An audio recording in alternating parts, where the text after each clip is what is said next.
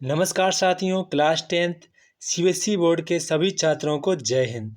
अगर आप लोगों को अपने बोर्ड एग्ज़ाम 2025 के एग्ज़ाम में हिंदी में यहाँ पर आप लोगों को 80 में से आपको अगर यहाँ पर 75 प्लस का स्कोर करना है तो आप लोगों को मैं बता देता हूँ, आप सभी लोग प्रीवियस ईयर क्वेश्चन पेपर पूरे सॉल्व कर लेते हैं।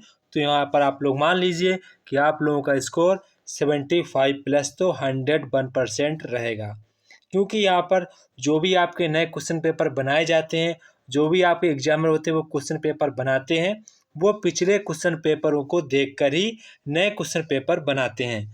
तो अगर आप यहाँ पर 2025 का बोर्ड एग्ज़ाम देने जा रहे हैं तो आप लोगों के लिए यहाँ पर previous year question paper solve करना काफ़ी इम्पोर्टेंट हो जाता है। तो आज हम आप लोगों के लिए क्लास 10th हिंदी का 2024 का CBSE board previous year question paper लाए हैं, जो कि आपका सेट नंबर 3 है और यहाँ पर अपना पेपर कोड भी मैच कर सकते हैं। यहाँ पर आपकी सीरीज भी दी रखी है, D3BCA/1, ये आपकी सीरीज दे रखी है। तो यहाँ पर आपका पूरा ओरिजिनल पेपर है।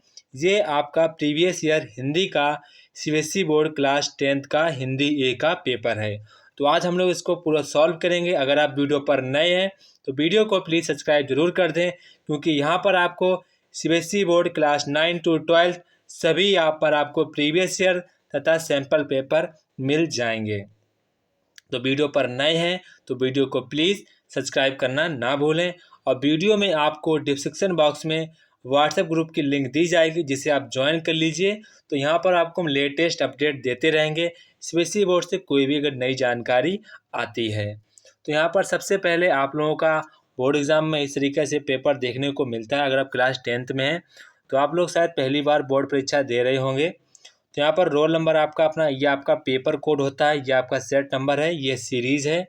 ये हिंदी ए का पेपर है। किसका है? हिंदी आ का। आपके में 2 एग्ज़ाम होते हैं, हिंदी ए और हिंदी बी। तो ये सभी लोग जानते होंगे। तो हम लोग यहाँ पर डायरेक्ट यहाँ पर अपने क्वेश्चन नंबर पर आते हैं। तो यहाँ पर हम लोग अपने क्वेश्चन नंबर पर आ गए हैं। सबसे पहले यहाँ पर आप लोगों को बहुविकल्पीय प्रश्न देखने को मिलते हैं। तो यहाँ पर आपको 4 बहुविकल्पीय दिए गए, इनको आपको उत्तर देने हैं।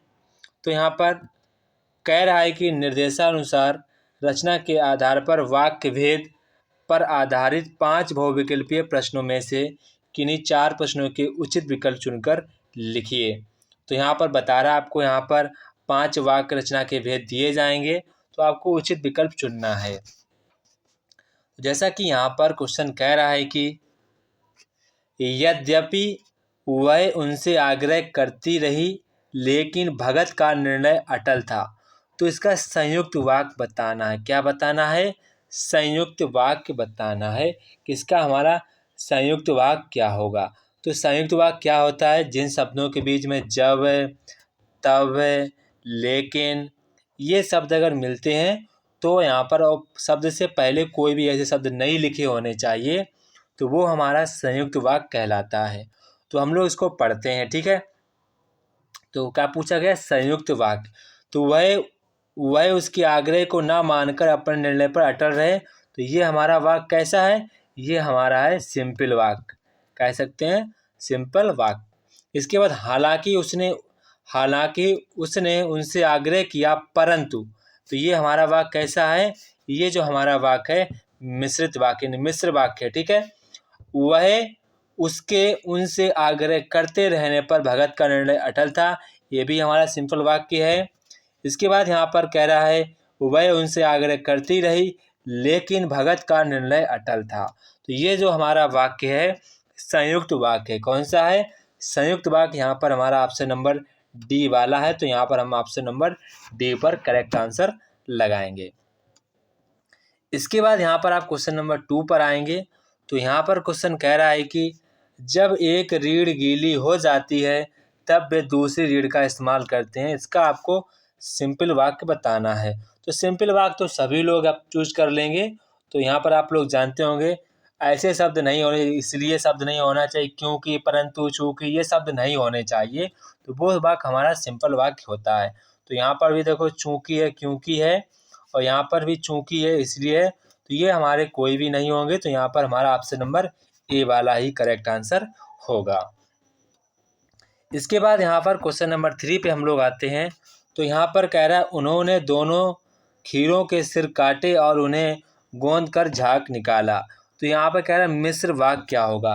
तो आप सभी लोग जानते हैं मिश्र वाक्य क्या होते हैं, जिनके पहले में कोई शब्द लिखा हो और लास्ट में बीचों बीच में कोई शब्द ऐसा लिखा हो चूंकि परंतु जब तब, ऐसे जब शुरुआत में हो लास्ट में हो, तो वो हमारे जो वाक्य होते हैं वो मिश्र वाक्य होता है। ठीक है, तो देखो शुरुआत में आपको कोई ऐसा वाक्य मिले जब तब परंतु, बीच में ऐसा कोई जब तब परंतु शब्द मिले तो वो हमारा मिश्रित वाक्य हो जाएगा। तो हम लोग यहाँ पर चेक करते हैं। ठीक है, देखो शुरुआत में जब मिला है, बीच में तब मिला है, तो ये हमारा हो सकता है। ठीक है, यहाँ पर देखो शुरुआत में तो है नहीं, तो ये हमारा देखो इस बी वाला हमारा कैसा वाक्य हो जाएगा, सिंपल वाक्य हो जाएगा।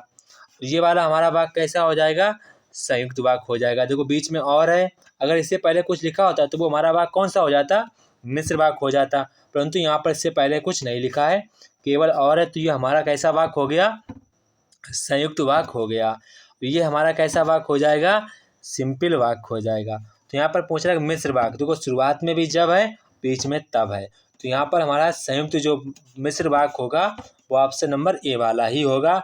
जब उन्होंने दोनों खीरों के सिर काटे तब उन्हें गोंद कर झाग निकाला। तो यहाँ पर ऑप्शन नंबर ए पर टिक लगाएंगे, जो कि आपका करेक्ट आंसर होगा। इसके बाद हम लोग यहाँ पर नेक्स्ट क्वेश्चन पर बढ़ते हैं। तो यहाँ पर आपको क्वेश्चन दिख रहा होगा, निम्नलिखित वाक्यों में से संयुक्त वाक्य पहचान कर नीचे दिए गए विकल्पों में से सर्वाधिक उपयुक्त वाला आपको विकल्प चुनकर लिखना है। यहाँ पर आपको बताना हो सर्वाधिक उपयुक्त संयुक्त वाक्य को पहचान कर लिखना कौन से संयुक्त वाक्य हैं। तो संयुक्त वाक्य सभी लोग जानते हैं कौन कौन से होते हैं, इसमें कोई डाउट नहीं है। तो यहाँ पर आपको पूछा गया है संयुक्त वाक्य। तो संयुक्त वाक्य हम लोग देखेंगे, कोई भगत के संगीत को अपने कोलाहल में डुबो नहीं सकता, ये हमारा कैसा वाक्य है, सरल वाक्य है। उस समय मेरे कानों में एक स्वर गूंजता रही, स्वर झंकार, वे भी हमारा कैसा वाक्य है, सिंपल वाक्य है। वे कबीर को मानते थे, और केवल और आया, बीच में आगे कोई शब्द आया नहीं है, तो हमारा शब्द कैसा हो गया, ये सर हमारा हो गया संयुक्त वाक्य। वे किसी से भी दो टूक बात करने में संकोच नहीं करते थे, ये भी हमारा सिंपल वाक्य हो जाएगा।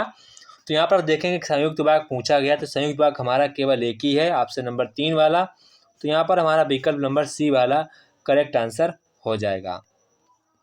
एक बार फिर से सुन लीजिए, चिंकू परंतु जो कोई शब्द हैं, या अगर कोई शब्द में नहीं होता है तो वो हमारा सिंपल वाक्य कहलाता है, और संयुक्त वाक्य वो कहलाते हैं जिनके बीच में सिर्फ और सिर्फ बीच में किंतु परंतु जब तब इसलिए चूंकि परंतु जो शब्द मिले और बीच में आते हैं तो वो हमारे संयुक्त वाक्य कहलाते हैं। अगर शुरुआत में भी मिल जाए तो वो हमारा बन जाता है फिर मिश्र वाक्य, ये आपको यहाँ पर ध्यान रखना है। इसके बाद हम लोग नेक्स्ट यहाँ पर बढ़ते हैं क्वेश्चन नंबर 5 पर। तो क्वेश्चन नंबर 5 यहाँ पर कह रहा है कि, तो यहाँ पर जो हमारा क्वेश्चन नंबर 5 है, यहाँ पर आपको बताना है कौन सा सिंपल वाक्य है, कौन सा मिश्र वाक्य है, कौन सा संयुक्त वाक्य है। तो यहाँ पर आपको मैचिंग करनी है। सबसे पहले मैंने कहा अगर शुरुआत में अब मिल जाए, बीच में भी किंतु परंतु शब्द मिल जाए तो वो हमारा वाक्य कैसा होता है, सभी लोग जानते हैं। वो हमारा वाक्य कैसा होगा, आप लोग कमेंट बॉक्स में बताएंगे वो हमारा वाक्य किस प्रकार का वाक्य होगा। तो वो वाक्य हमारा कैसा होगा, संयुक्त वाक्य होगा, क्योंकि अब जो है वह शब्द नहीं होता है, अब एक हमारा समय सूचक शब्द है। अब उनका बुढ़ापा आ गया, किंतु केवल बीच में किंतु है, तो यहाँ पर किंतु केवल बीच में, तो ये वाक्य हमारा कैसा हो जाएगा, संयुक्त वाक्य। कैसा हो जाएगा, संयुक्त वाक्य। इसके बाद देखो अभी थोड़ी देर पहले मूसलाधार वर्षा खत्म हुई, तो ये हमारा कैसा है, यहाँ पर कैसा है, सिंपल वाक्य है। फिर देखो बीच में जब मिल गया, फिर यहाँ पर तो मिल गया, तो ये शब्द मेरा कैसा हो गया, सब लोग मैंने बताया था अभी, ये वाक्य हमारा हो जाएगा मिश्र वाक्य। अगर जब अब तब तो दो शब्द अगर बीच में वाक्य में कहीं मिलते हैं, शुरुआत में मिल जाए, तो शुरुआती में देखो लगभग है, ये लगभग बीच में है, तो ये वाला हमारा वाक्य कैसा हो जाएगा, मिश्र वाक्य।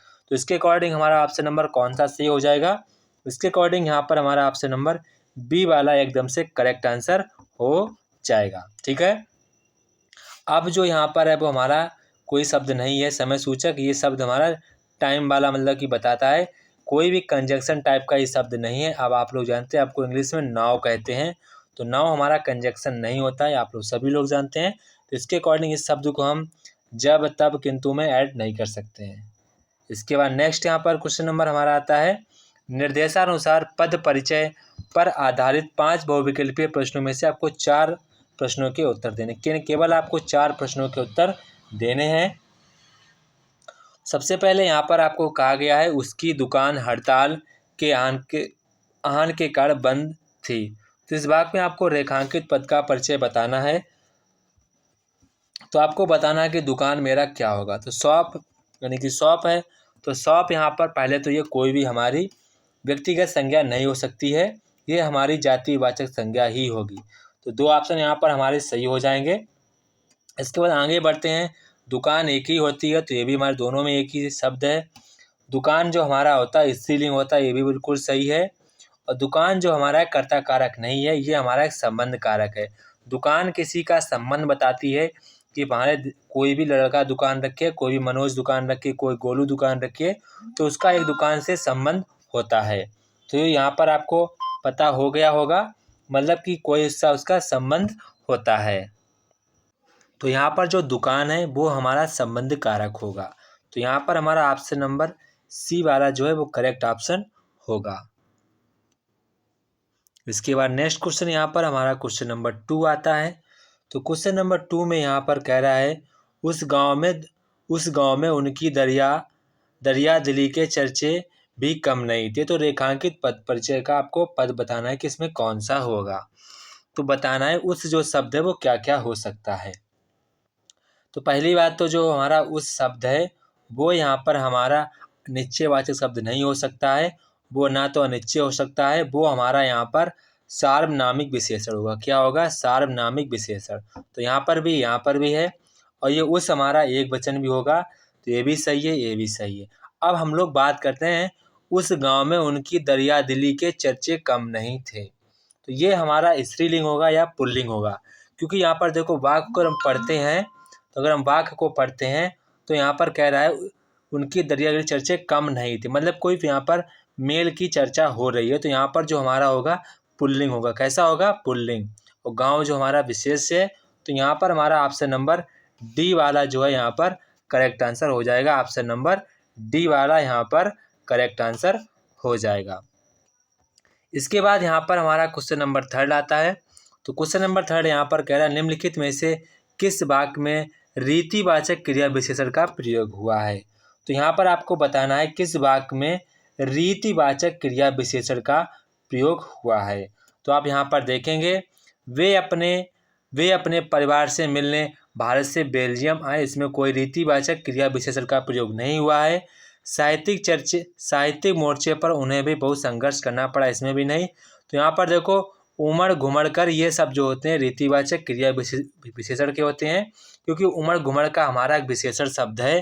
तो यहाँ पर जो हमारा करेक्ट आंसर हो जाएगा, आपको अगर रीतिवाचक नहीं पता है तो आपको क्रिया विशेषण सब लोग जानते होंगे, क्रिया भी नहीं पता है तो आप लोग विशेषण तो जानते होंगे, ठीक है। तो आप यहाँ पर किसी भी वाक्य में सबसे पहले फाउंड आउट करेंगे विशेषण। तो यहाँ पर देखो उमड़ खमड़ कर ये हमारा क्या है? विशेषण है, और कहीं पर भी विशेषण शब्द का प्रयोग नहीं हुआ है। तो यहाँ पर हमारा जो करेक्ट आंसर होगा वो यहाँ पर ऑप्शन नंबर सी वाला हमारा करेक्ट आंसर हो जाएगा। आप इस तरीके से सभी क्वेश्चनों को करने का प्रयास करेंगे तो आपके सभी क्वेश्चन एकदम से सही हो जाएंगे। इसके बाद नेक्स्ट यहाँ पर है क्वेश्चन नंबर 4। यहाँ पर देख लीजिए, जोश और उत्साह में मैं भी उन सब में भाग ले रही थी। तो वाक्य का रेखांकित अंश का बताना है। तो मैं जो है ये सभी जानते हैं, जो मैं हमारा है उत्तम पुरुष सर्वनाम है, और भाग ले रही थी यानी कि स्त्रीलिंग की बात कर रहा है। मैं एक वचन होता है, कर्ता कारक होता है। तो ऑप्शन नंबर डी वाला यहाँ पर हमारा करेक्ट आंसर हो जाएगा, यानी कि फर्स्ट पर्सन प्रोनाउन, ये हमारा फीमेल जेंडर हो जाएगा, फेमिनाइन जेंडर, सिंगुलर, और यहाँ पर ये कर्ता कारक हो जाएगा नॉमिनेटिव केस। क्या हो जाएगा? Nominative case. तो यहाँ पर आप ऑप्शन नंबर डी पर करेक्ट आंसर लगा सकते हैं। इसके बाद यहाँ पर क्वेश्चन नंबर 5 आता है। तो यहाँ पर पहला पूछ रहा है बच्चे ने मुस्कुराकर अपनी माँ की ओर देखा, रेखांकित पद का पद परिचय बताना है। तो यहाँ पर कह रहा है मुस्कुराकर। तो मुस्कुराकर एक हमारा रीतिवाचक क्रिया विशेषण शब्द है। तो यहाँ पर केवल एक ही में कहा गया है, तो यहाँ पर हमारा ऑप्शन नंबर बी वाला करेक्ट आंसर हो जाएगा। इसके बाद यहाँ पर नेक्स्ट क्वेश्चन नंबर 3 आता है। तो यहाँ पर क्वेश्चन कह रहा है कि निर्देशानुसार वाच्य पर आधारित 5 बहुविकल्पीय प्रश्नों में से किन्हीं 4 प्रश्नों में से आपको सही उत्तर वाले विकल्प का चयन करना है। तो पहला क्वेश्चन यहाँ पर कह रहा है, लेखक ने अपने तर्कों से उनकी दलीलों का खंडन किया। वाक्य में आपको बताना है कौन सा वाच्य है।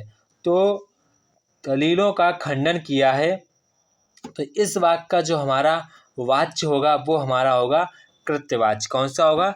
कृत्यवाच्य, यानी कि कृत्यवाच्य यहाँ पर हमारा इसका करेक्ट आंसर होगा। संगतकार द्वारा मुख्य गायक का उत्साह बढ़ाया गया है, यानी कि किसी के द्वारा कार्य किया गया है, तो वहाँ पर हमारा कर्मवाच्य होता है। कृत्यवाच्य वो होता है जहाँ पर कर्ता के द्वारा कोई कार्य किया जाए, कर्ता के द्वारा कोई भी काम किया जाएगा वो हमारा कृत्यवाच्य हो जाएगा। अगर कोई कर्म के द्वारा, मतलब कि द्वारा शब्द है कि मेरे द्वारा वो काम किया गया, मेरे द्वारा उसको मैथ पढ़ाई गई, तो यानी कि कर्म के द्वारा अगर हमारा कर्म के द्वारा कोई कार्य किया जाएगा तो वहाँ पर हमारा कर्मवाच्य हो जाएगा। अगर जैसे कि मुझसे रहा नहीं जा रहा, मुझे चल नहीं पा रहे, मुझसे दौड़ा नहीं जा रहा, तो वो वहाँ पर भाववाच्य की बात होती है, तो वहाँ पर हमारा भाववाच्य हो जाएगा। तो यहाँ पर पूछ रहा है संगतकार द्वारा मुख्य गायक का उत्साह बढ़ाया गया, तो यानी कि किसी कर्म के द्वारा यहाँ पर बढ़ाया, तो यहाँ पर हमारा क्या हो जाएगा? कर्मवाच्य। द्वारा शब्द है वो स्पेशली यहाँ पर कर्मवाच्य में ही प्रयोग किया जाता है, ये आप ध्यान रखेंगे। इसके बाद यहाँ पर कह रहा है कि क्वेश्चन कह रहा है कि कवि ने श्री कृष्ण के सौंदर्य रूप का वर्णन किया, तो इसका आपको कर्मवाच्य पता, मतलब कि द्वारा शब्द का प्रयोग करना है, यानी कि कवि द्वारा श्री कृष्ण के रूप सौंदर्य का वर्णन किया गया है, तो यहाँ पर हमारा ऑप्शन नंबर बी वाला यहाँ पर करेक्ट आंसर हो जाएगा, ऑप्शन नंबर बी वाला। इसके बाद यहाँ पर हमारा क्वेश्चन नंबर नेक्स्ट आता है, क्वेश्चन नंबर 4। तो यहाँ पर कह रहा है भाववाच्य के उदाहरण कौन से हैं। तो यहाँ पर मैंने बता रहा कि यहाँ पर आपको खड़ा नहीं हो जा रहा, मतलब कि बोला नहीं जा रहा, दौड़ा नहीं जा रहा, ऐसे शब्द आएंगे तो वहाँ पर हमारा भाववाच्य ही होगा।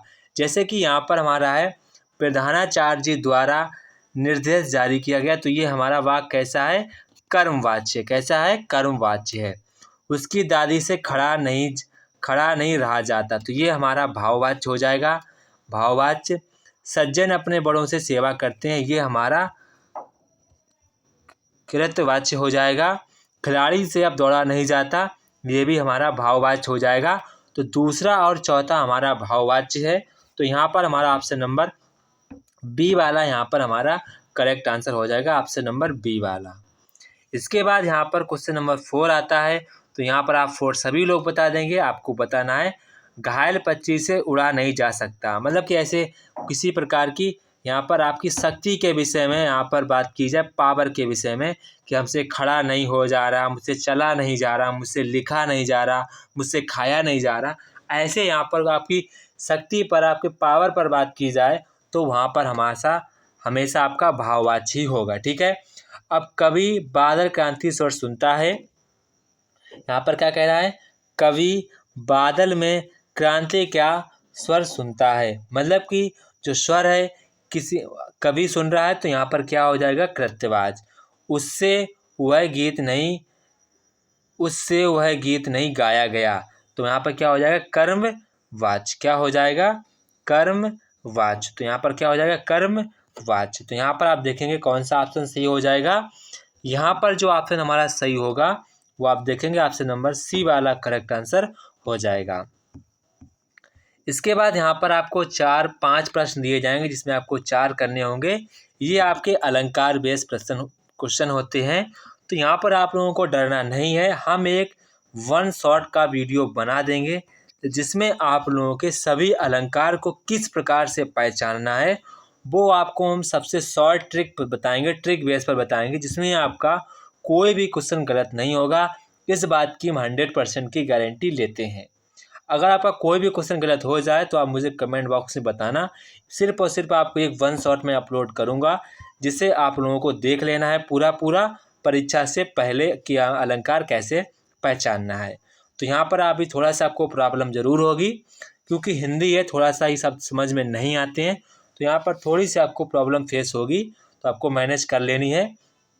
क्योंकि आपका जो बोर्ड एग्ज़ाम 2025 का आप लोग देने जाएंगे, तो उससे पहले मैं 1 शॉट अपलोड कर दूंगा 101%। वन शॉट अपलोड करूँगा जिसमें आपके सभी अलंकार होंगे और आपको मैं शॉर्ट ट्रिक भी बताऊँगा कि वो कैसे पहचानना है। तो अभी आप वीडियो पर हैं तो बने रहें, इनको देख लीजिए, क्योंकि जो प्रीवियस ईयर क्वेश्चन पेपर होते हैं वो कई बार क्वेश्चन रिपीट हो जाते हैं, तो आप उनको तैयार कर लेना है। इसके बाद यहाँ पर कह रहा है पानी परात को हाथ छुए नहीं, नैनन के जाल सो पग धोए। तो पंक्ति में कौन सा अलंकार है? तो यहाँ पर एक प्रकार की अतिशयोक्ति हुई है। अभी आपको समझ में नहीं आएगा कि अतिशयोक्ति क्या होती है, क्योंकि अतिशयोक्ति यहाँ पर आप किसी का बढ़ चढ़कर वर्णन होता है। क्या होता है? बढ़ चढ़कर वर्णन होता है, तो वहाँ पर हमारी अतिशयोक्ति अलंकार हो जाता है। तो यहाँ पर देखेंगे हमारा ऑप्शन नंबर डी वाला करेक्ट आंसर हो जाएगा। इसके बाद यहाँ पर क्वेश्चन नंबर सेकेंड आता है। तो यहाँ पर कह रहा है धीरे धीरे उतर क्षितिज से आ बसंती रजनी। मतलब कि यहाँ पर देखो धीरे धीरे बादल तो उतर नहीं सकता है, मतलब कि मानव के द्वारा क्रिया यहाँ पर जैसा कि मानव करते हैं, मतलब कि यहाँ पर मानव की क्रिया से तुलना की गई है। तो यहाँ प्रकार का मतलब कि मानव की तरह इसको बिहेव किया गया है। तो यहाँ पर जो हमारा अलंकार हो जाएगा वो मानवीय कण अलंकार हो जाएगा। इसके बाद यहाँ पर कहता है विद्या धन उद्यम बिना कहो जो पावे कौन, बिना डुलाए न मिले ज्यों पंखा थी पौन। तो इस पंक्ति में किस अलंकार का प्रयोग हुआ है? तो यहाँ पर आपको बताना है कि कौन सा अलंकार है। तो इस पंक्ति में यहाँ पर आप देखेंगे, इस पंक्ति में जो हमारा अलंकार प्रयुक्त हुआ है वो यहाँ पर उत्प्रेक्षा अलंकार प्रयुक्त हुआ है। अभी आपको यहाँ पर मैनेज कर लेना है। इसके बाद यहाँ पर क्वेश्चन नंबर 4 आता है मृदु मिट्टी के हैं बने हुए, मृदु घट फूटा ही करते। इस पंक्ति में कौन सा अलंकार है? तो इस पंक्ति में हमारा श्लेष अलंकार। कौन सा अलंकार है? श्लेष अलंकार है, क्योंकि यहाँ पर दो शब्द ऐसे होते हैं जिनका अर्थ अलग अलग हो, तो वो यहाँ पर हमारे श्लेष अलंकार में आते हैं। तो यहाँ पर ऑप्शन नंबर बी वाला करेक्ट आंसर हो जाएगा। इसके बाद क्वेश्चन नंबर 5 आता है। तो यहाँ पर पूछ रहा है अतिशयोक्ति अलंकार का उदाहरण कौन सा है? तो यहाँ पर अतिशयोक्ति का हमारा अलंकार ऑप्शन नंबर सी वाला है। इसके बाद यहाँ पर क्वेश्चन नंबर नेक्स्ट हमारा क्वेश्चन नंबर 5 आता है। तो क्वेश्चन नंबर 5 यहाँ पर कह रहा है निम्नलिखित काव्यांश को ध्यानपूर्वक पढ़कर उस पर आधारित दिए गए प्रश्नों के सर्वाधिक उपयुक्त उत्तर वाले विकल्प को चुनकर लिखिए। तो यहाँ पर आपको काव्यांश दिया गया है, इसको आपको एक बार बड़े ढंग से पढ़ लेना है, काफ़ी ढंग से पढ़ लेना है। तो यहाँ पर हमारा जो पहला क्वेश्चन कह रहा है काव्यांश के आधारित पर क्वेश्चन पूछे जाएंगे, अपने आप से लड़ने का क्या अभिप्राय है? तो आप जानते हैं जब कोई बंदा अपने आप से लड़ता है मतलब कि वो अपने संघर्षों से लड़ रहा है, ठीक है। तो मतलब कि अपने भीतर उठे अंतर्द्वंद से लड़ना, ये भी हमारा सही हो जाएगा। अपने भीतर की कमजोरियों से लड़ना, ये भी सही हो जाएगा, ये तो नहीं होगा। तो यहाँ पर अगर आप ए और बी में से कोई भी लगाते हैं तो आपका वो सही माना जाएगा। ए या बी में से आप कोई भी यहाँ पर ऑप्शन को टिक कर सकते हैं, तो वो आपका सही ही माना जाएगा। इसके बाद यहाँ पर क्वेश्चन नंबर 2 आता है। तो यहाँ पर कह रहा है जो नत हुआ वह मृत हुआ, कहने का क्या अभिप्राय है? तो नत हुआ वो क्या हुआ, मतलब कि यहाँ पर कह रहा है जिसका यहाँ पर जो व्यक्ति जिसका स्वाभिमान नहीं है वो व्यक्ति यहाँ पर मृत के समान है। यहाँ पर देखो लिखा भी है स्वाभिमान रहित जीवन मृत के समान है। तो यहाँ पर ऑप्शन नंबर डी वाला यहाँ पर हमारा करेक्ट आंसर हो जाएगा। इसके बाद यहाँ पर क्वेश्चन कह रहा है कि काव्यांश का क्या संदेश है? तो काव्यांश का हमारा क्या संदेश है? जीवन में कोई भी हमारी कठिन समस्या है उसको हमको बड़े धैर्य पूर्वक से उस पर विजय प्राप्त करनी चाहिए, मतलब उसका सामना करनी चाहिए। कैसी भी कठिन परिस्थिति हो उससे कभी हार ना मानने का। तो यहाँ पर इससे हमें काव्यांश का ये संदेश मिलता है। तो यहाँ पर हमारा ऑप्शन नंबर सी वाला करेक्ट आंसर हो जाएगा। इसके बाद यहाँ पर कह रहा है कि कांटे और कलियाँ किसका प्रतीक हैं? तो कांटे हमारे दुख का प्रतीक हैं, कलियाँ हमारे सुख का प्रतीक हैं। तो यहाँ पर हमारा ऑप्शन नंबर बी वाला करेक्ट आंसर हो जाएगा। इसके बाद क्वेश्चन नंबर यहाँ पर 5 दिया गया है। तो यहाँ पर कथन और कार्य आपको दिए गए हैं। यहाँ पर आपको बताना है कथन या कार्य सही है या नहीं है, या फिर कथन कार्य की व्याख्या करता है या फिर नहीं करता है। तो यहाँ पर पहला क्वेश्चन आप पढ़ेंगे मानव मात्र जीवन संघर्षपूर्ण है। तो हमारा कथन तो बिल्कुल 100% सही है। मानव मात्र को अपने जीवन की सम विषम हर तरह की परिस्थितियों का डटकर सामना करना चाहिए। तो यहाँ पर हमारा कार्य भी बिल्कुल सही है। लेकिन यहाँ पर जो हमारा कारण है वो कथन की सही व्याख्या नहीं करता है। क्योंकि यहाँ पर देखो आप प्रश्न को यहाँ पर कह रहा है जीवन संघर्षपूर्ण है, यहाँ पर कह रहा है सम विषम परिस्थितियों के बारे में बात कर रहा है। तो यहाँ पर आप देखेंगे कथन और कारण दोनों सही हैं, परंतु जो हमारा कारण है वो कथन की सही व्याख्या नहीं करता है। इसके अकॉर्डिंग यहाँ पर हमारा ऑप्शन नंबर डी वाला करेक्ट आंसर हो जाएगा। इसके बाद क्वेश्चन नंबर 6 आता है। तो आपको गद्यांश को ध्यानपूर्वक पढ़कर उस पर आधारित दिए गए प्रश्नों को सर्वाधिक उपयुक्त उत्तर वाले विकल्प को चुनकर लिखना है। तो यहाँ पर आपको गद्यांश दिया जाएगा, इसको आपको काफ़ी ध्यान से पढ़ना है, इस पर आधारित आपसे प्रश्न पूछे जाएंगे। तो यहाँ पर हमारा पहला क्वेश्चन कह रहा है कि किसी भी देश के आधारभूत विकास के लिए आवश्यक क्या है।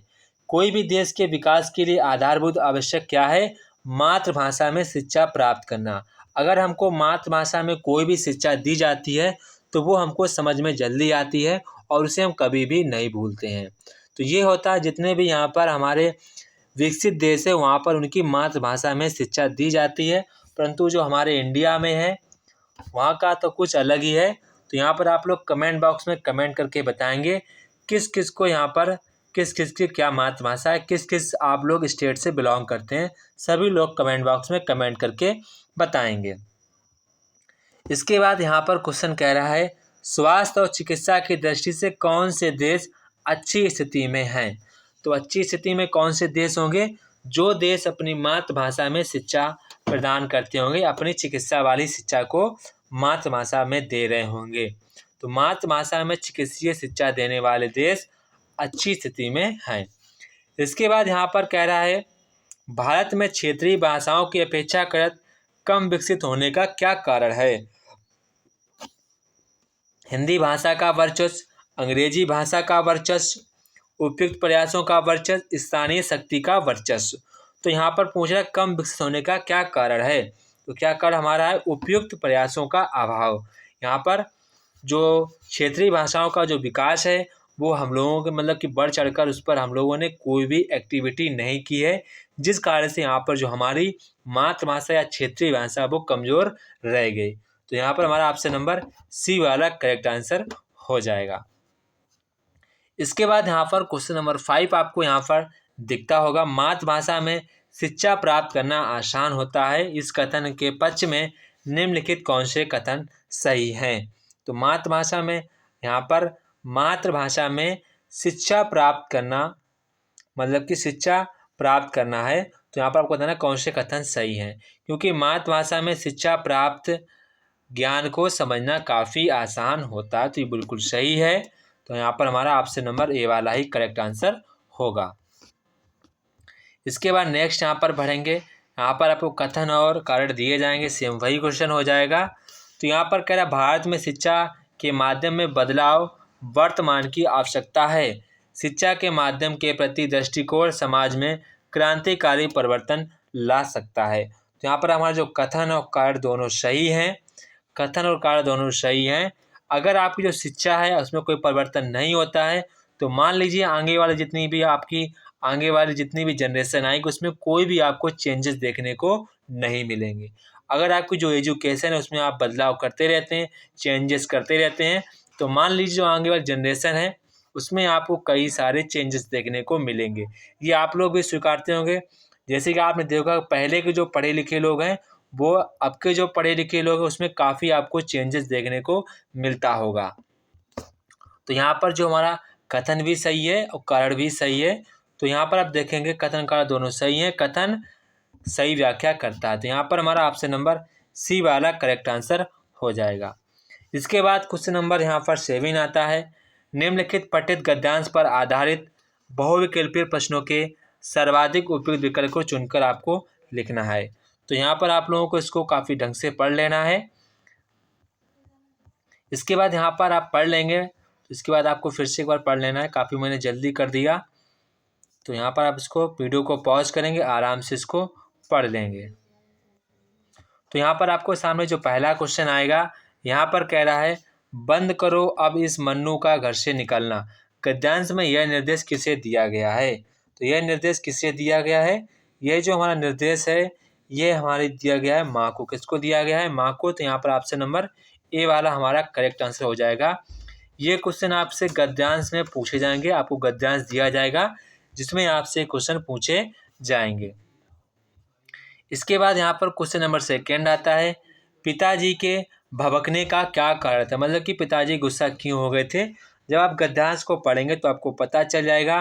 पिताजी के मित्र द्वारा मन्नू की शिकायत, तो मन्नू की शिकायत हो गई थी जिस कारण यहाँ पर पिताजी गुस्सा हो गए। तो यहाँ पर ऑप्शन नंबर सी वाला करेक्ट हो जाएगा। इसके बाद यहाँ पर कह रहा है उपयुक्त गद्यांश की भाषा क्या है? तो गद्यांश की जो हमारी भाषा है वो मुहावरेदार भाषा है। इसके बाद यहाँ पर कह रहा है हड़ताल का आह्वान क्यों किया जा रहा था? क्योंकि आज़ाद हिंद फौज के खिलाफ मुकदमे के विरोध में यहाँ पर हड़ताल आह्वान किया जा रहा था। तो यहाँ पर ऑप्शन नंबर ए वाला यहाँ पर हमारा करेक्ट आंसर हो जाएगा। पूरा छात्र वर्ग चौपड़ पर एकत्रित क्यों हो गया? क्योंकि आप सभी लोग जानते हैं आयोजित हड़ताल के समर्थन के लिए। तो यहाँ पर हमारा ऑप्शन नंबर ए वाला करेक्ट आंसर हो जाएगा।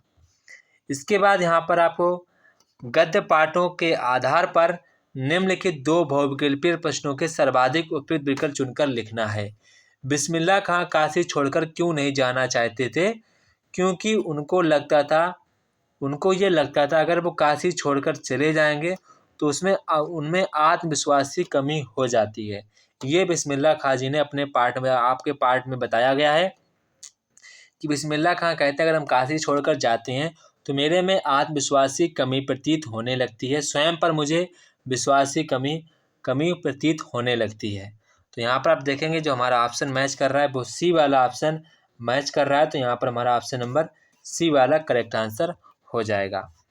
इसके बाद यहाँ पर क्वेश्चन नंबर 2 आता है। तो क्वेश्चन नंबर 2 यहाँ पर देख लीजिए, लखनवी अंदाज पाठ के आधार पर लेखक को नवाब साहब नई कहानी के लेखक कब लगे? तो कब लगे?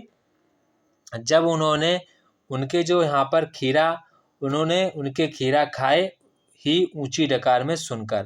तो यहाँ पर ऑप्शन नंबर डी वाला करेक्ट आंसर हो जाएगा।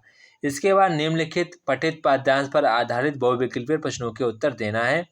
तो ये आपको यहाँ काफ़ी ध्यान से पढ़ लेना है, काफ़ी यहाँ पर ध्यान से सभी लोग इसको पढ़ेंगे। तो यहाँ पर आ जाएंगे, पहले क्वेश्चन पे आप लोग आ जाएंगे।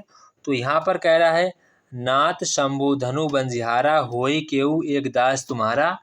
पंक्ति में संदर्भ में राम की जो क्वालिटी क्या प्रकट की गई है? तो क्या प्रकट की गई? विनम्रता, मतलब कि बहुत ही वो सहज और सीधे स्वभाव के थे। तो यहाँ पर हमारा ऑप्शन नंबर सी वाला करेक्ट आंसर हो जाएगा।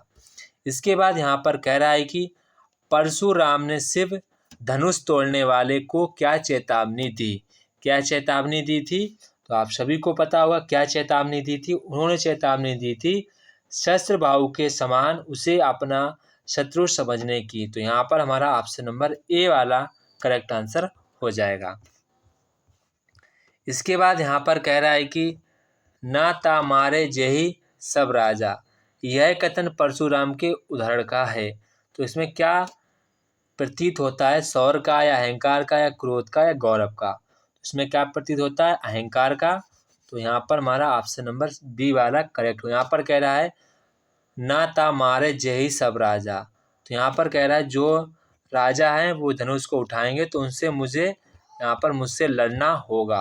तो ये उन्होंने पर अहंकार था कि मैं सर्वशक्तिशाली हूँ, तो अहंकार का प्रतीक हो रहा है। तो यहाँ पर ऑप्शन नंबर बी वाला करेक्ट आंसर हो जाएगा। सेवक किसे कहा जाता है? सभी लोग जानते हैं, सेवा करने वाले को सेवक कहा जाता है। परशुराम की धनुष पर ममता होने का क्या कारण था? ममता होने का क्या कारण था? उनके आराध्य शिव का धनुष होना।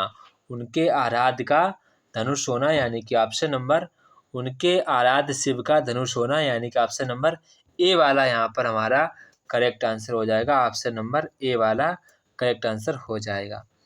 इसके बाद आपको पाठ्य पुस्तक में निर्धारित कविताओं के आधार पर दो प्रश्नों के सर्वाधिक उपयुक्त उत्तर देने हैं। संगतकार मुख्य गायक का साथ क्यों नहीं देता था? तो वो साथ क्यों नहीं देता था? क्योंकि उसके समान ही वे अपनी पहचान बनाने के लिए। तो क्यों देता था? क्योंकि वो चाहता था उसके समान ही उसकी पहचान बनाने के लिए। तो यहाँ पर ऑप्शन नंबर ए वाला करेक्ट आंसर हो जाएगा। इसके बाद यहाँ पर क्वेश्चन नंबर 2 है, यह दंतुरित मुस्कान कविता में बच्चों द्वारा पिता को एकांतक देखे जाने का क्या कारण था? तो क्या कारण था? यहाँ पर उसका जो रीजन था वह उन्हें पहचानने की कोशिश कर रहा था। तो ऑप्शन नंबर सी वाला यहाँ पर करेक्ट आंसर हो जाएगा। इसके बाद यहाँ से आपके वर्णनात्मक प्रश्न आते हैं। खंडवा स्टार्ट हो जाता है। तो खंडवा में आपको यहाँ पर प्रश्न आपको लिखने होते हैं। तो गद्य पाठों के आधार पर निम्नलिखित 4 प्रश्नों में से किन्हीं 3 प्रश्नों के आपको उत्तर देने हैं। तो यहाँ पर आपको 4 प्रश्न दिए गए, आपको कोई 3 प्रश्न ही करने हैं। आप सभी प्रश्नों को वीडियो को पॉज करेंगे और इनको पढ़िए। ये जो प्रश्न हैं आपकी परीक्षा में पूछे जा चुके हैं, तो ये प्रश्न आपके लिए काफ़ी इम्पोर्टेंट है। इनको आप, अगर आपको ये कोई भी क्वेश्चन आपको तैयार नहीं है तो आप उसको तैयार जरूर कर लें। ये क्वेश्चन आपकी परीक्षा CBSE board class 10th board exam 2025 के लिए काफ़ी इम्पोर्टेंट है। इनको आप ज़रूर तैयार कर लें। इसके बाद जो क्वेश्चन नंबर 12 है, सेम वही क्वेश्चन है। आपको 4 प्रश्न में से 3 प्रश्न करने हैं। लगभग आपको यहाँ पर 25 से 30 शब्दों में उत्तर देना है। ये आपके कविता के आधार पर है। तो यहाँ पर आपको 4 प्रश्न दिए गए, आपको वीडियो को पॉज करना है और सभी प्रश्नों को पढ़ना है। जो भी प्रश्न आपको नहीं आ रहा है अपनी बुक या कॉपी से जल्द से इसको तैयार कर लीजिए। ये आपके लिए काफ़ी इम्पोर्टेंट क्वेश्चन है। इन प्रश्नों से आप काफ़ी बार देखा गया है, जितने भी आपके CBSE बोर्ड हो या UP बोर्ड हो, बिहार बोर्ड, कोई भी बोर्ड हो, प्रीवियस ईयर क्वेश्चन कई बार रिपीट हुए हैं। तो आप लोगों को, सभी लोगों को, आपको प्रीवियस ईयर सभी क्वेश्चन तैयार कर लेने हैं। इसके बाद क्वेश्चन नंबर 13 देख लीजिए। 13 क्वेश्चन सेम वही है, आपको 3 में से 2 करने हैं। तो यहाँ पर आपको कोई 2 प्रश्न करने हैं। पूरक पाठ पुस्तक के पाठों पर आधारित निम्नलिखित 3 प्रश्नों में से आपको किन्हीं 2 प्रश्नों के उत्तर देने, लगभग 50 से 60 शब्दों में उत्तर देना है। तो यहाँ पर जो आपको काफ़ी आसान लगे वही करें। एग्ज़ाम में ये कभी मत सोचें कि जो मैं हार्ड वाला करूँगा तो मुझे नंबर ज़्यादा मिलेंगे, ये कभी नहीं होता है। जो आपको सबसे आसान लगे वही प्रश्न जरूर करें। इसके बाद क्वेश्चन 14 में आपको यहाँ पर पत्र लिखने को बता रहा है। कह रहा है कि यदि आप चंदा या चंदन है, खराब जीवन शैली के कारण आपके मित्र का स्वास्थ्य प्रभावित हो रहा है, संयमित और स्वास्थ्य जीवन शैली के महत्व बताते हुए लगभग आपको 100 शब्दों में उसको एक पत्र लिखना है। तो पत्र लिखने की आपको कोई चिंता नहीं करनी है। वीडियो से पहले जब हम सैम्पल पेपर अपलोड करेंगे तो वहाँ पर हम आप लोगों को बता देंगे कि आप लोगों को यहाँ पर कैसे आपको यहाँ पर पत्र लिखने हैं, कैसे आपको यहाँ पर प्रार्थना पत्र लिखने हैं, एप्लीकेशन लिखने हैं, कैसे आपको निबंध लिखना है, वो आपको यहाँ पर हम A to Z बता देंगे सैम्पल पेपर्स में। इसके बाद नेक्स्ट यहाँ पर आप देख लेंगे, क्वेश्चन को पढ़ लेंगे। अगर आपको नहीं आ रहा तो उसको तैयार ज़रूर कर लें। 15 का दोनों क्वेश्चन पढ़ लेंगे। ये भी आपके लिए काफ़ी इम्पोर्टेंट ये क्वेश्चन है। ये भी वाला भी इम्पोर्टेंट है, इसको भी आप तैयार कर लेंगे। इसके बाद क्वेश्चन नंबर 16 पर आते हैं। इसमें आपको खा वाला और गा वाला तो तैयार कर ही लेना। अगर आप 2025 बोर्ड एग्ज़ाम की तैयारी कर रहे हैं तो आप लोग उनको ज़रूर तैयार कर लेना है। ये आपका यहाँ पर एक प्रकार का निबंध अनुच्छेद लिखना है। 120 शब्दों पर आपको अनुच्छेद लिखना है। तो यहाँ पर कोई एक करना है आप लोगों को। तो हमारे ख्याल से आपको ये वाला आपको तैयार कर लेना है। ये कई बार आपका रिपीट हो चुका है CBSE board exam class 10th Hindi A के पेपर में। इसके बाद 17 देख लीजिए। आपको 17 तो 2 में से कोई एक प्रश्न करना है। तो यहाँ पर आपको जो भी अच्छा लगे वो आप करें, ठीक है। तो ये था हमारा क्लास 10th का सेट 3 हिंदी A का paper, class 10th CBSE board Hindi A set 3। तो ये आपका पेपर पूरा हो गया। अगर आप वीडियो पर नए हैं तो वीडियो को प्लीज़ सब्सक्राइब जरूर करें, क्योंकि यहाँ पर आपको सैम्पल पेपर और model paper, previous year question paper, आपको सभी यहाँ पर पेपर्स मिल जाएंगे।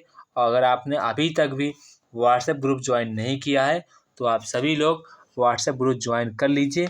वहाँ पर आपको लेटेस्ट अपडेट, लेटेस्ट पेपर कोई भी आपका होगा वहाँ पर मैं उसकी जानकारी दे दूँगा। तो जय हिंद। फिर मिलता है अपने नेक्स्ट वीडियो में। तब तक की आप सभी लोगों को जय हिंद।